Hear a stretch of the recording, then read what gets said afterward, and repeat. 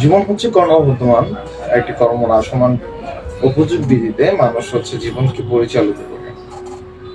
অনেকটা সময় আমরা বুঝতে পারি না আমাদের বাস্তবতার প্রেক্ষাপটে আমরা কি।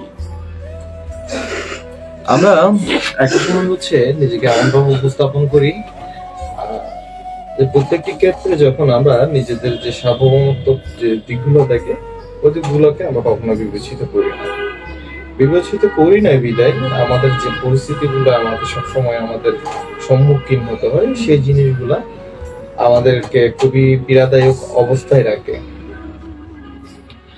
আমরা মানুষ যখন সামগ্রিকভাবে যখন চিন্তা করি আমাদের অবস্থানটুকুকে, তখন হচ্ছে আমাদের অবস্থানের যে পরিপ্রেক্ষিতে আমাদের মাঝে হচ্ছে ধারণা জায়গায় আমি কোন জায়গায় আছি এবং কোন জায়গায় থেকে আমাদের যে কাজগুলো করা দরকার সেই কাজগুলো কতটুকু আদৌ হচ্ছে সেই জিনিসটা আমরা কখনো পরিকল্পনা বোধে জায়গায় রাখি না বিদায় আমাদের ভালোবাসার ক্ষেত্রে বলেন, আমাদের হচ্ছে বাস্তব জীবনে চলার ক্ষেত্রে বলেন, সবকিছুতে আমাদের সবসময় বাধার সম্মুখীন হতে হয়।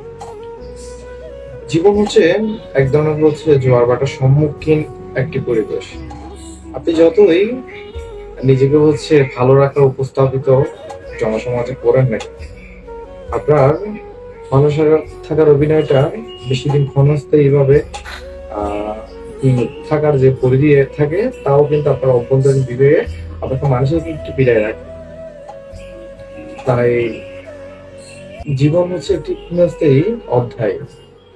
এই অধ্যায়টাকে যতটুকু পর্যালোচনা করবেন দেখবেন ভালোবাসার মানুষ বলেন, আপনার বন্ধু বান্ধব বলেন, আপনার ফ্যামিলি বলেন, আপনার কঠিন সময়গুলো আপনি যেভাবে নিজেকে নিয়ে নিজে যেটুকু মুহূর্ত আপনি অনুধাবন করতে পারবেন আপনার কঠিন সময়গুলোকে, পারিপার্শ্বিক কাউকে বলে আপনি যতটুকু সান্ত্বনার আশাবাদী ততটুকু কিন্তু সান্ত্বনা আপনি পাচ্ছেন না বা পাবেন না।